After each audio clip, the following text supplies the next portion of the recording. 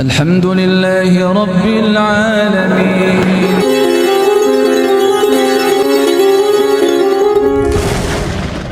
Kita mengharapkan umroh makbulah, umroh yang makbul. Caranya bagaimana? Di antaranya ya tadi menjaga apa-apa yang dilarang, dan ini Bu, hati-hati. Jangan sampai digelincirkan oleh setan dengan riya, foto, kemudian dipasang status. Habis tawaf, alhamdulillah selesai tawaf, pasang di status.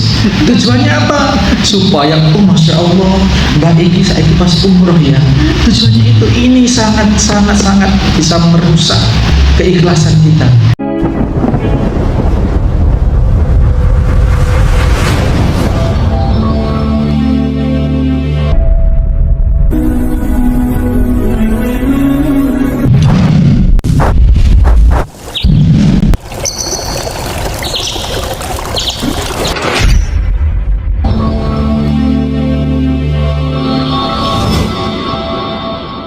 Bismillahirrahmanirrahim. Assalamualaikum warahmatullahi wabarakatuh. Alhamdulillahirabbil alamin. Assalatu wassalamu ala asrofil anbiya'i wal mursalin sayyidina wa maulana Muhammadin wa ala alihi wa sahbihi ajma'in. Amma ba'du, para calon tamu-tamu Allah. Alhamdulillah, bapak-bapak, ibu-ibu, Pak Haji, Bu Haji, mudah-mudahan niat yang sudah baik dan sudah Allah mudahkan sampai proses ini benar-benar menjadi jalan lapang untuk kita bisa memproduk kebaikan-kebaikan atau amal soleh berikutnya. Ya, jadi start dari garis Hajar Aswad ini nanti akan berputar sampai rukun Yamani. Sampai rukun Yamani itu kalau dari Hajar Aswad Bismillahirrahmanirrahim, ini doanya bebas. Pesan saya, jangan sampai berdoa melafalkan sesuatu yang tidak kita paham. Bu, sudahlah, meskipun itu bacaan dari siapa, dari Habib siapa lah gitu, misalkan lah itu, baca ini kalau di sana. Tapi kalau nggak ngerti artinya, namanya orang nyokon, tapi tak ngerti on apa, nggak ngerti yang diucap gitu, gimana? Mending pakai bahasa sendiri. Nanti kalau sudah sampai rukun Yamani di pojok apa itu barat daya sana, rukun Yamani itu maksudnya pojok yang mengarah ke negara Yaman, ya. Kalau sudah sampai rukun Yamani itu bacaannya sudah tertentu. Bacaan apa itu? Rabbana atina fid dunya hasanah wa fil akhirati hasanah wa qina adzabannar. Kalau itu ya pasti semua tahu ya. Rabbana atina, ya Allah berilah hamba fid dunya hasanah, kebaikan di dunia, wa fil akhirati hasanah, dan kebaikan di akhirat, wa qina adzabannar, dan hindarkan kami dari siksa neraka. Itu dari rukun Yamani sampai ketemu garis Hajar Aswad lagi. Kalau misalkan jalannya bisa cepat, berarti bacanya ya hanya beberapa kali. Kalau perjalanannya itu uyel-uyelan sehingga lama, ya berarti kali lama. Jadi tidak ada hitungannya. Oh Ustaz, katanya harus 7 kali. Sebentar, kata siapa sih gitu? Nggak ada katanya. Pokoknya dari rukun Yamani itu bisa pendek, bisa panjang, Bu. Kalau dekat dengan dinding Ka'bah berarti semakin pendek jalannya. Tapi kalau jauh di sana ya panjang gitu. Panjang. Maka tidak usah dihitung, yang penting belum sampai ke garis Hajar Aswad, ya terus Rabbana atina fid dunya hasanah wa fil akhirati hasanah wa qina adzabannar. Setelah itu bismillahi Allahu akbar, boleh dicium, boleh tidak dicium, itu tidak ada ketentuan. Terus ibu, bapak, nanti dari situ satu putaran dihitung satu, itu nanti aturannya 7 kali putaran, 7 kali putaran, sering-sering. Kadang-kadang pakai cara ibu pakai gelang, satu putaran gelangnya dipindah atau bawa apalah begitu. Tidak usah seperti itu. Ada cara yang smart. 7 putaran itu karena doa antara Hajar Aswad dengan Rukun Yamani itu bebas, maka ibu bisa petakan.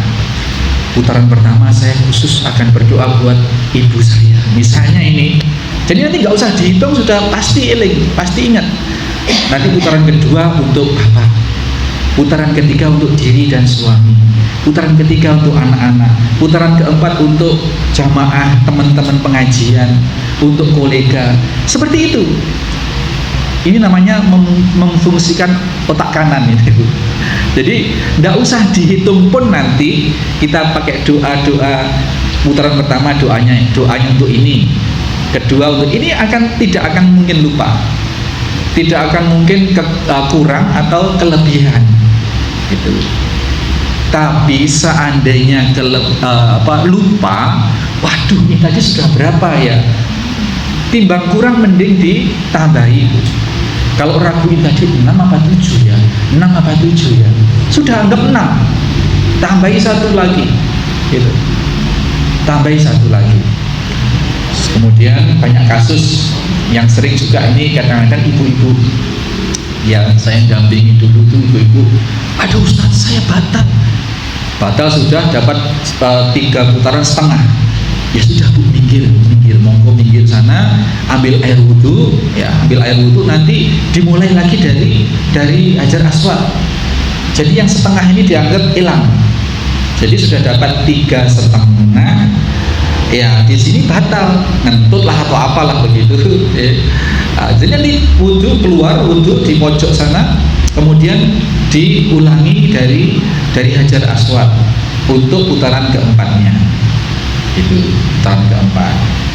Untuk ibu-ibu karena di sana ramai orang, kalau wudhu tidak perlu dilepas semua, cukup dirogoh dan diusap di luar kerudung gitu. Di kaki pun juga gitu, diusap di luar khuf, istilahnya mengusap khuf. Itu ada ketentuan, ada kebolehannya. Jadi tidak perlu dibuka, aurat nanti kelihatan semua. Di situ orang campur sekali. 7 kali putaran. Kalau lupa, kemudian ditambahi lagi, kalau batal ngulang begitu.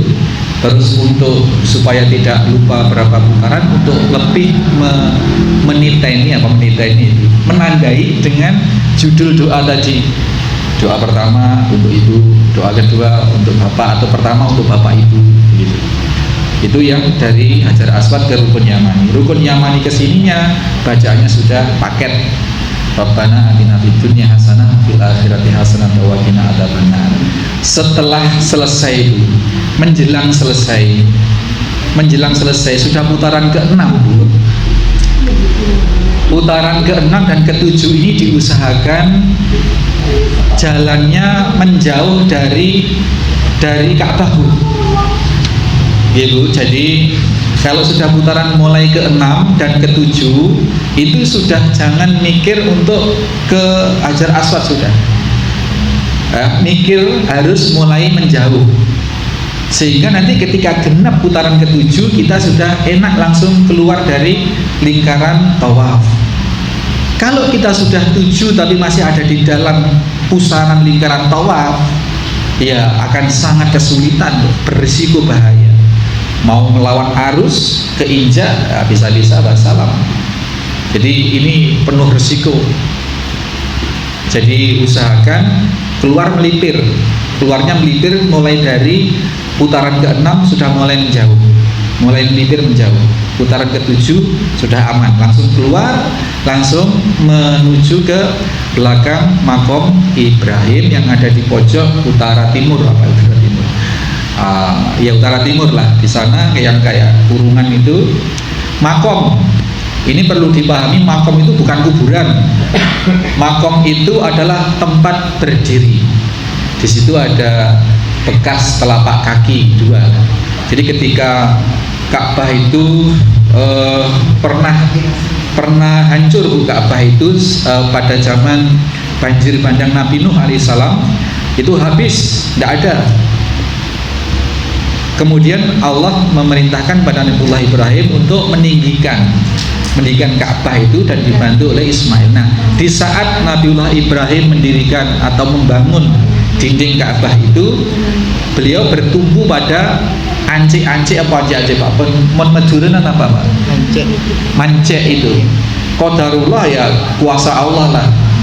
Ancik-anciknya itu ngecap kakinya Nabiullah Ibrahim alaihi salam. Itu makom. Batu itu tempat tongkokan lah, mancik itulah itu. Sampai sekarang diabadikan, dikurungi itu supaya nggak dipegang-pegang orang. Nah, sholat sunnah tawaf setelah genap 7 kali sunnah tawaf di belakang makom Ibrahim tadi. Di sana sudah ada anunya Bu, sudah ada apa itu penandanya. Tidak harus di belakangnya persis, tidak harus. Di situ ada garis, biasanya ada apa itu? Ya pokoknya ada tali atau ada portal lah begitu. Sholatnya di belakang portal itu sudah boleh meskipun agak ke sini, meskipun agak ke sana. Sholat 2 rakaat, sholat sunnah tawaf, surat yang disunah. Sebenarnya surat apa saja boleh. Al-Fatihah, surat apa saja boleh, tetapi yang dicontohkan oleh Nabi adalah surat Al-Kafirun dan surat Al-Ikhlas. Nah, setelah sholat 2 rakaat itu kemudian minggir, persiapan sa'i. Biasanya mutawif atau kepala rombongan ini ngajak minum dulu, dan yang dilakukan Rasulullah memang itu, minum dulu, bahkan guyur karena sudah tawaf keperingat ya. Kalau Rasul dan para sahabat itu tawafnya sambil lari-lari kecil untuk memperlihatkan kepada musuh bahwasanya kaum muslimin itu sehat dan bersemangat, sehingga kalau memungkinkan bapak-bapak terutama nanti tawaf itu terutama di putaran pertama sampai ketiga itu dengan lari-lari kecil kalau memungkinkan. Tapi karena uyel-uyelan begitu nggak memungkinkan, sehingga yang saya lakukan, saya siasati ya seperti lari tapi di tempat begitu ya, cuman lari itu, cuman lari tapi nggak lari gitu, berjalan seperti apa adanya tetapi dengan mengikuti kesunahan, mengambil kesunahannya lari. Itu diupayakan seperti itu. Setelah sholat sunnah tawaf 2 rakaat, kemudian minum air zam-zam. Ini air zam-zam, ini penuh keberkahan. Niatkan air zam-zam itu akan berkhasiat, diberi keberkahan, diberi khasiat oleh Allah sesuai dengan niat yang minum.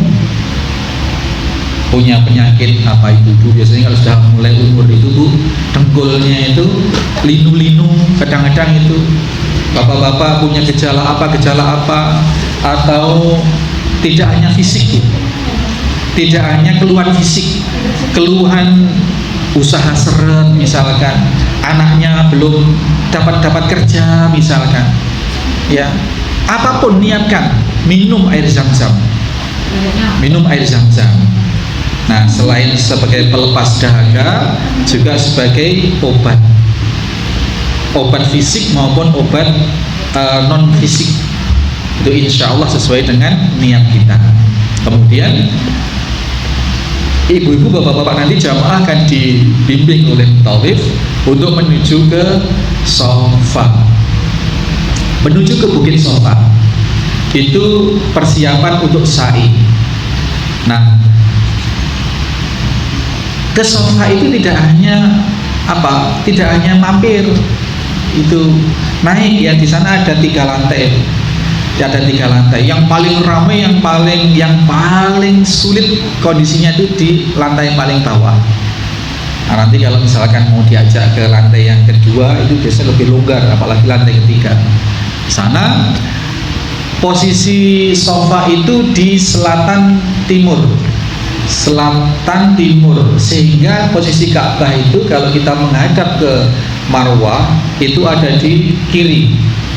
Nah, usahakan nanti akan dipandu oleh mutawif, oleh kepala rombongan dan kepala regu itu ancik lagi naik di Shafa itu sampai bisa melihat Ka'bah kalau bisa, tapi lagi-lagi jangan memaksakan diri.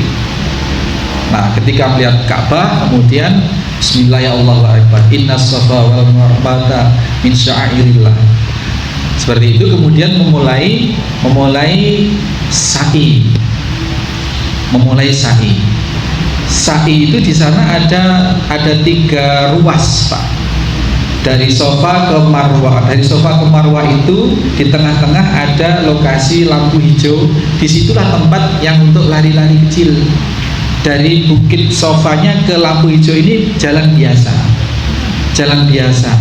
Tidak ada pensyariatan keharusan bacaan tertentu yang harus dibaca. Artinya bebas baca apa saja. Berzikir boleh, berdoa boleh, murojaah Al-Quran boleh. Dari Sofa ke Marwah itu jalan. Ketika sudah nyampe ke lampu, nanti ada tanda di atas lampu hijau. Di sepanjang lampu hijau itu lari-lari kecilnya di situ. Sekarang sudah dibagi dua jalur. Jalur yang ke Sofa, jalur yang ke Marwah. Kalau dulu enggak, kalau dulu ya wis cari jalan sendiri-sendiri. Kadang-kadang orang saliman, kadang temburan. Sekarang sudah ada jalur kiri, jalur kanan. Alhamdulillah sudah lebih tertib. Nanti ketika sudah sampai ke lampu hijau itu kita dibimbing lari-lari kecil. Ibu-ibu tidak disunahkan untuk lari, biasa aja. Nanti sampai Sofa ke Marwah itu juga naik. Jadi tidak hanya mampir, yang penting sudah mampir, enggak. Naik diusahakan bisa memandang Ka'bah di sebelah kanan, Ka'bah, ya. Bismillahirrahmanirrahim. Baca lagi tadi surat Al-Baqarah itu innas Sofa wal Marwah min sya'airillah. Kemudian lanjut lagi, balik lagi ke Marwah. Nah, dari Sofa ke Marwah ini dihitung 1 kali. Nanti balik dari Marwah ke Sofa 2 kali. Di Sofa Marwah 7 kali, nanti terakhirnya di Marwah. Kalau sampai berakhirnya di Sofa berarti ada hitungan yang keliru. Kalau nggak 6 ya 8 itu pasti. Nanti kalau sudah sampai di hitungan ke-7 di Marwah itu barulah dilakukan prosesi tahallul atau menghalalkan apa yang diharamkan itu, ya, dengan ditandai memotong sebagian atau seluruhnya rambut itu. Dari sini hati-hati, terutama ibu-ibu, karena sudah euforia, sudah senang, sudah selesai, jilbabnya dibuka, potong, saya potong. Wah, jangan. Jadi tetap jaga aurat itu, jangan sampai dibuka-buka. Dipotong aja sebagian, ujung sini, atau semua ujung-ujung itu sepanjang jari, potong saja. Nanti kalau mau dilanjutkan, potong di hotel atau di barbershop. Kalau bapak-bapak biasanya gitu, yang lagi-lagi yang penting di sana yang sudah menggugurkan kewajiban, dipotong saromben begitu, nanti turun dari sana ke barbershop, ke tukang cukur, Madurat atau apa, gondol, sudah gondol. Memang diutamakan, disunahkan gondol sana. Nah, setelah seperti itu berarti sudah selesai untuk umroh wajibnya. Untuk umroh wajibnya selesai, untuk tawaf wajibnya selesai. Di luar itu bebas sembarangannya, bebas, tapi tetap di tanah haram tidak boleh rafas, tidak boleh fusuk, tidak boleh gosip, hibah, rasan-rasan, tetap tidak boleh. Membunuh binatang juga tetap tidak boleh di sana, tanah haram itu. Kalau mau tawaf semua waktu sudah bebas. Habis sholat asar berjamaah di Masjid Haram, mau tawaf sambil nunggu maghrib boleh, itu tawaf lagi 1 kali putaran 7 kali. Ada Bu yang sehat dulu, teman saya sehat, memang badannya bugar. Dia tawaf itu nggak cukup hanya satu paket, 7 kali itu nggak cukup. Dia pengen 3 kali, berarti 21 kali. 7 kali selesai, 7 kali sholat, 7 kali sholat di makam Ibrahim. Jadi setiap 1 putaran ditandai dengan sholat sunnah tawaf. Diperbanyak saja tidak apa-apa, perbanyak. Dan sambil berdoa tadi, Bu, Bapak, mumpung di sana, dan untuk bisa sampai sana ini perjuangannya luar biasa. Tidak hanya harus mengeluarkan harta benda, obeng setelok-molok juta maneka, 30 juta ini tidak diperoleh dengan 30 berapa Mbak Reno? Rahasia. Ini tidak diperoleh dengan mudah. Jenengan cari maisah, cari uang dengan cara yang halal, dengan mengumpulkan sedikit demi sedikit, Itu kalau di sana kita hanya akan memperoleh sesuatu yang ecek-ecek, Bu, eman. Kalau sampai pahala umroh kita itu batal atau tidak makbul, maka kita mengharapkan umrotan makbulah, umroh yang makbul. Caranya bagaimana? Di antaranya ya tadi menjaga apa-apa yang dilarang. Dan ini, Bu, hati-hati, jangan sampai niat kita yang sudah lurus, yang sudah berusaha ibadah itu digelincirkan oleh setan dengan riya. Foto kemudian dipasang status, habis tawaf, alhamdulillah selesai tawaf, pasang di status. Tujuannya apa? Supaya masya Allah Mbak Iki saya pas umroh ya. Tujuannya itu. Ini sangat bisa merusak niat kita, merusak keikhlasan kita. Sudahlah, ini urusan kita dengan Allah Subhanahu wa taala. Kalaupun harus foto boleh, misalkan foto untuk laporan kantor karena memang benar-benar sedang umroh. Atau kalau seperti kita, kalau kita izin cuti rumah sakit ngantar anak atau kita yang dirawat, misalkan minta foto itu seperti itu boleh. Atau untuk dokumen pribadi boleh. Untuk tombol kangen anak di rumah, ibu yang ada di rumah orang tua boleh. Hindarkan itu, hindarkan, apalagi selfie. Wah, supaya sebentar saya tak berdoa, nanti kenakan Ka'bahnya ya, kenakan saya udah berdoa. Pegang tasbih ini berdoa. Ini, Bu, hati-hati, Bu, hati-hati. Ini sepertinya sepele dan sulit dihindarkan. Ingat, kita meskipun sedang keluar negeri, kita itu tujuan utamanya ibadah. Dan ibadah itu adalah amal soleh, yang amal soleh itu dua syaratnya untuk bisa diterima oleh Allah. Yang pertama harus ikhlas. Ikhlas itu tidak dicampuri dengan riya dan lain sebagainya itu tadi. Tidak perlu supaya diketahui orang, supaya dikagumi orang. Masya Allah umroh lagi Mbak ini, salah seperti itu. Kan itu. Ini ya, satu ikhlas. Niatkan betul-betul kita itu di sana bukan plesir, bukan turis. Kita betul-betul menghadiri sowan dari Allah, dari rumahnya Allah. Ini yang pertama ikhlas. Yang kedua mutaba'ah. Mutaba'ah itu mengikuti ajaran-ajaran, tata cara kaifiyah yang dituntutkan oleh Nabi Shallallahu Alaihi Wasallam. Dua itu saja syarat diterimanya amal soleh atau ibadah itu, ikhlas dan mutaba'ah. Saya doakan Bapak Ibu sekalian juga penyelenggara umroh ini mudah-mudahan dijaga oleh Allah Subhanahu wa taala.